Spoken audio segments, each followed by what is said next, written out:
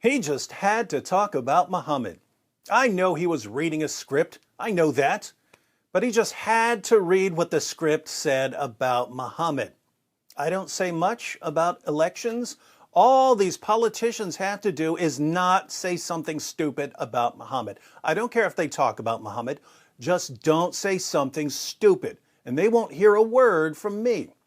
Unfortunately, we've got a man who's running for President of the United States of America, quoting Muhammad without having the slightest clue what the quote actually means. But I know what it means, and you're about to know what it means. And once you understand what it means, you'll understand why a man who wants to be President of the United States should not be quoting these words. Joe Biden just said to his Muslim listeners, Hadith from the Prophet Muhammad instructs, whomever among you sees a wrong, let him change it with his hand. If he is not able, then with his tongue. If he is not able, then with his heart. What a great quote. I wonder what Muhammad meant by it. Did Muhammad mean what Joe Biden apparently thinks he meant? Let's find out. In Sahih Muslim 177, a small dispute breaks out because a Muslim is about to deliver a sermon before the prayer. Another Muslim objects and points out that Muhammad would do the sermon after the prayer.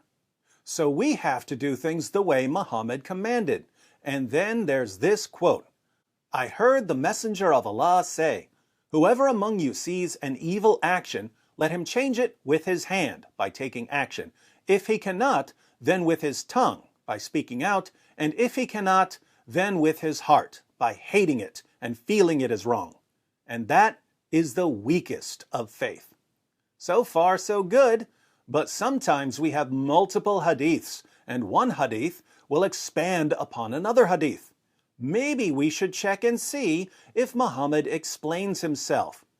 The next hadith, Sahih Muslim 178, is basically a repeat of 177, but the one after that goes into a little more detail about what Muhammad means by the hand, the tongue, and the heart.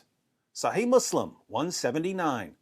It was narrated from Abu Rafi, from Abdullah bin Masud, that the Messenger of Allah said, there is no prophet whom Allah sent to any nation before me, but he had disciples and companions among his nation who followed his path and obeyed his commands. Then after them came generations who said what they did not do and did what they were not commanded to do. Whoever strives against them with his hand is a believer. Whoever strives against them with his tongue is a believer. Whoever strives against them with his heart is a believer. Beyond that, there is not even a mustard seed's worth of faith. So, prophets are sent to their nations and they give commands. They establish laws. Their followers obey their commands. But later generations come along and they don't obey the commands. So the true followers of the prophet have to strive against these rebellious people with the hand, i.e. by physically forcing them to obey God's law, or if they can't strive with the hand because their enemies are more powerful than they are, then they can strive with the tongue, i.e. by preaching and condemning and rebuking and winning support. Or if it's too dangerous for them to verbally condemn the rebellious generation because they might get killed or something, then they can strive with the heart, i.e. by inwardly despising the evil and rebellion against the prophet, and by longing for the day when the prophet's commands can be enforced by the hand. According to Muhammad, if you strive with your hand, you're a believer, a Muslim. If you strive with your tongue, you're a believer, a Muslim.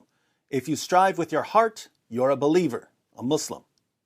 But if you don't at least strive with your heart, if you don't at least hate the rebellion against the Prophet's laws, you have no real faith. You're not a Muslim. Now, when it comes to Muhammad, he's not simply a prophet sent to a particular nation. He's God's final prophet, and he's sent to the entire world. His commands are for everyone. There's a word for the collection of legal commands Muhammad brought. The word is Sharia. So Muhammad brought Sharia, and his followers obeyed his commands. But other people don't obey his commands. What are his followers supposed to do? They're supposed to strive against disobedience and rebellion with the hand or with the tongue, or at the very least, with the heart. Do you know what the Arabic word for strive here is? All the Arabic speakers who are watching right now certainly do. The Arabic word is jahadahum, i.e., wage jihad. Muhammad brought Sharia, and his followers have to establish and enforce it.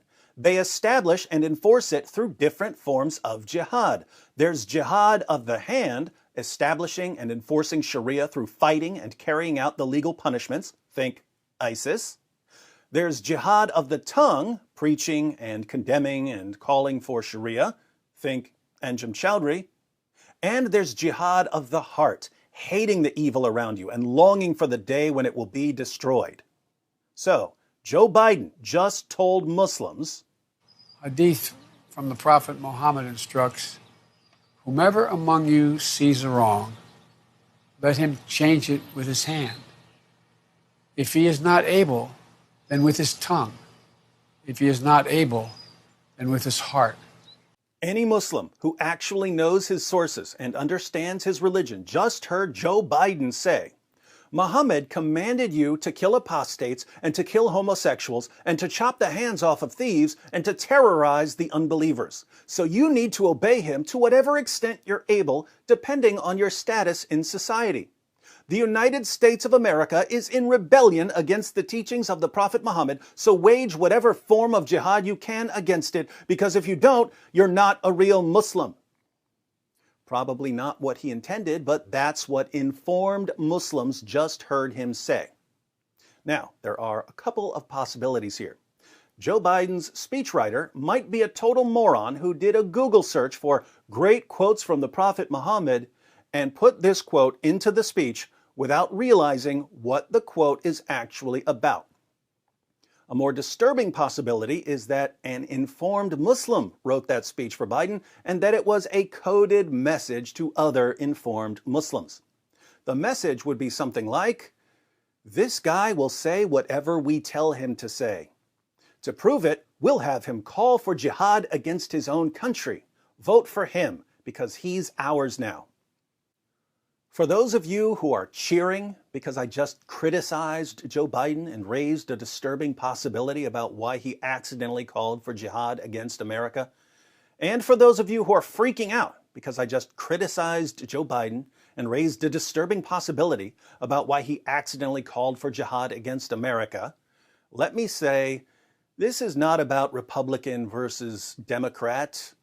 George W. Bush said some of the dumbest things ever about Islam. This isn't about party. This is about stupid and dangerous. And whatever he was in the past, Joe Biden, right now, in 2020, is completely, utterly, totally stupid and very, very dangerous. More on this tomorrow.